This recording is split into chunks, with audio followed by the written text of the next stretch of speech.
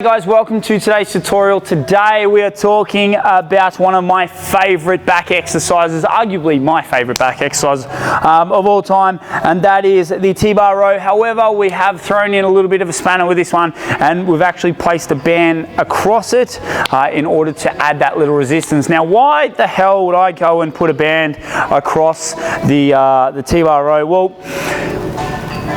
what the band does, because of the resistance at the top section of the lift, we have to work all the way through it. So for those who struggle with that full retraction and that last little, say, 5 to 10%, with the band, it's going to force us to have to work through that and get all the way up and pull back down. So you're actually probably going to feel this a great deal more over the entire journey of the lift, rather than, say, potentially using that weight coming up and then with the momentum and the force generated by the initial lift through potentially your lats, you might just lag that. You might come up and just sort of pop up and not actually get that full squeeze. Again, with the band, as we raise up, there's obviously going to be more tension because of the elasticity through the band. It's going to want to pull down back to the anchor points, and as such, as we're pulling up, we're going to have to come all the way up and pull all the way through, rather than just sort of coming up and swinging it through. Right, not that we should be doing that anyway during the T-bar row. Okay, so T-bar row, first of all, how are we going to set up these bands? You'll notice with this band, it's different to the bench press. With the bench press, we would run the band on the inside of the weight plate. However, this is going to be on the outside, and the reason being is, logically speaking, is because of the fact that we're going to have the handle on the inside of the band, inside of the weight, sorry. So we don't want to be creating friction on the band and potentially breaking it when we can use it for other exercises and so on and so forth. You can see that this anchor points are quite elaborate. I've used a couple of dumbbells and had to use some plates to chock the dumbbells. You can by all means tie it off to different sections. The whole idea is just to create a nice straight line. Yeah. Okay, how do we go about this? Well, because of the resistance, normally I would get you with a free weight to deadlift this weight up.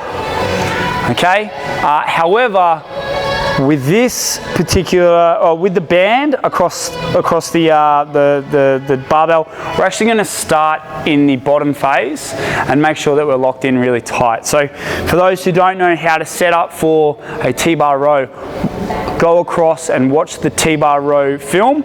However, we will quickly recap it just here. But if you haven't watched the T-bar row, by all means go across and watch it ASAP. Right.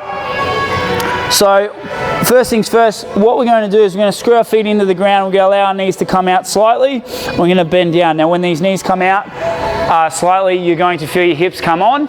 That hip stabilization by the glutes, okay? So you're going to feel your bum come on because your knees are pushing out. That stabilization through your hips is fantastic in the support of your lower back. All right, a lot of people will find that when they're in this position, they might round off, okay, and they might load up their lower back. Screwing your feet in the ground, pushing your knees out, squeezing your glutes on, just takes away a little bit of that load. Now, let's talk about what we want to do with our upper back. We're going to be pulling our shoulder blades back and down. What this does is it can potentially put us in a hyperextension, which opens up our thoracic or our midsection here. So we also have to not only pull our shoulder blades back and down, but we need to block up. So we need to think about pulling this rib here back down into this into the top of our hip. Okay, so bottom rib to the top of the hip, and now we're nice and blocked in and compacted. Right. So we want to make sure that all those are ticked off before we then go and reach for the barbell. Now, what we know about all rows is that the weight wants to pull us from this position here out and into there. Now, it is on us to make sure that we keep that tension going through the lats. Now, a few of you might be sitting at home going, well, hang on, don't we want to go full range and really extend, reach forward, pull all the way through? Yes, you do.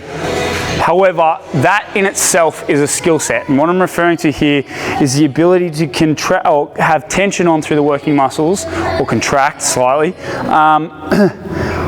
whilst stretching. So a good example of this is your bicep. And if you have someone with your hand pushing up against, or if you have your hand pushing up against your other hand and create some tension here, okay, and then with this hand here, you're going to push it down and force it down, but keep that tension on, okay?